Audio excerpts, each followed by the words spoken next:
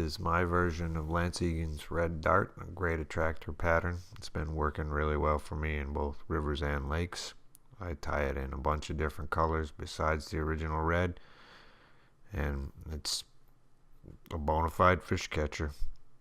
Start off with a size 14 Hackle jig hook, and I use a 3.3 millimeter gold disco bead.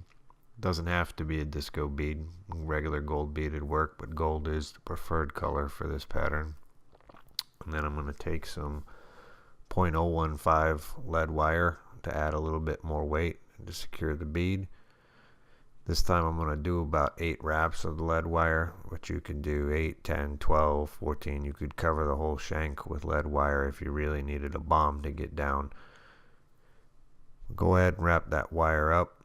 Break the tag end off, slide it against the bead.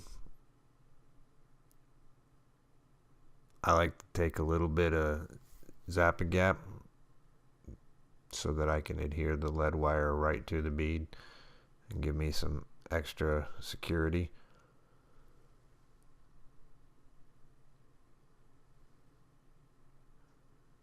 After that, I'm going to grab some 8/0 Veevus red. Start that thread right behind the lead wire, moving the tag end out a little bit.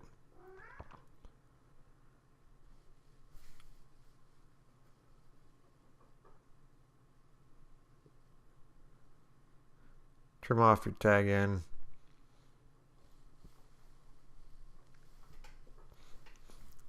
Next material is the Glo Brite number 2. Just red floss.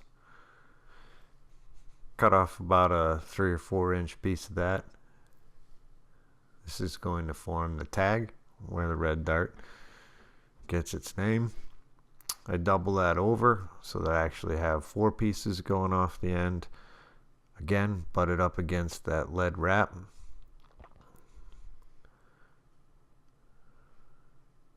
Go back forward with that.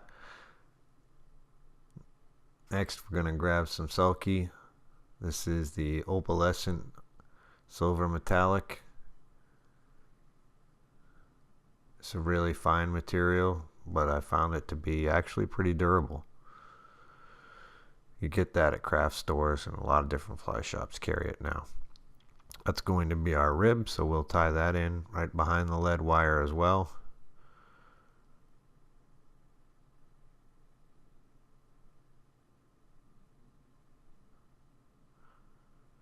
Secure that all the way down to the bend.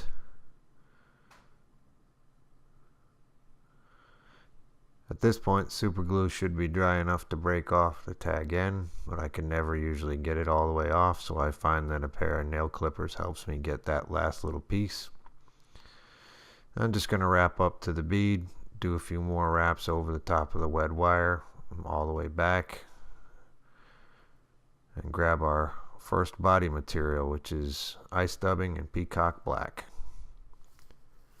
You want to dub about 3-inch noodle to cover the entire body. It's a little bit hard to work with, but just get it on there nice and thin. Less is more. The scraggly nature of the ice dub is going to help you, so it doesn't have to be perfect, but you want it to be relatively thin to get a good profile. Then try to keep the same taper from the back to the front, and you're going to dub all the way up to right behind the bead.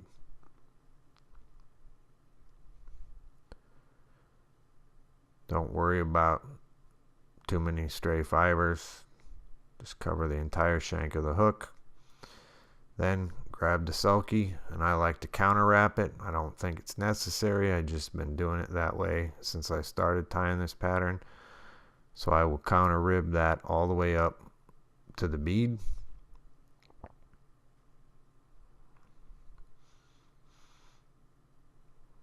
Get about 4 to 6 wraps. Take that around your thread, then secure the Sulky and go ahead and trim off the excess of that. Next is the hardest part of the fly, what we're going to do is we're going to take some ice dub in golden brown, and we're going to use a split thread dubbing collar technique. I found that the Marc Petitjean needle, while expensive, is actually a very good way to split the thread. So uncord your thread, and then I like to use my fingernail to spread it out, and then I take the Petitjean needle, split it, and put my finger in between, grab a small clump of dubbing, put it in between there, and then try to get it spread out as best you can. You don't need much, but you can't really get rid of it after we do the spinning, so you want to make sure you're right. I tend to go with about 1 inch. Spread out nice and even on the thread. I like to hold the thread with my finger and spin the bobbin. And after I've spun it, I will slide it forward and compress it once. Then hold it, spin the bobbin again.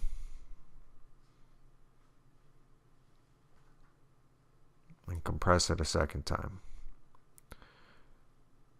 After I have it compressed, I like to choke up on the bobbin and get it closer so that I can manipulate it easier. And then I'll start wrapping, pulling fibers back as I come over the top. Let's get them back there for now. We can neaten it up at the end, do a couple more securing wraps.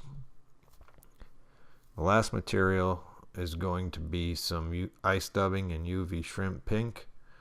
I'm going to put just a little bit of collar right behind the bead. You don't need much, just a few wisps of it. Get it nice and thin on your thread, and then take a couple of wraps right behind the bead.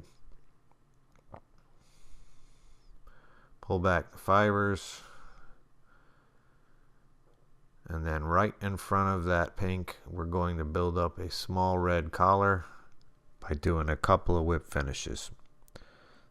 So we'll do a 3-turn whip finish here. Seat that one, followed by another 3-turn whip finish, and seat that. Cut your thread and we can start neatening up the rest of the fly. So I like to pull back the fibers and try to trim them off about the body length. They're going to get mangled when they start getting in trout's mouths, but I like to keep them at first as length of the body, but as you fish it, you're going to notice that it'll all become about as long as the entire fly.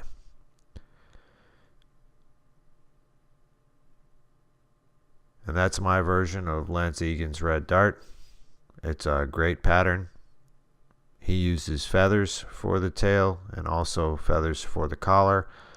I'm not very good with feathers, so I came up with this version and it's worked really well. Give it a try.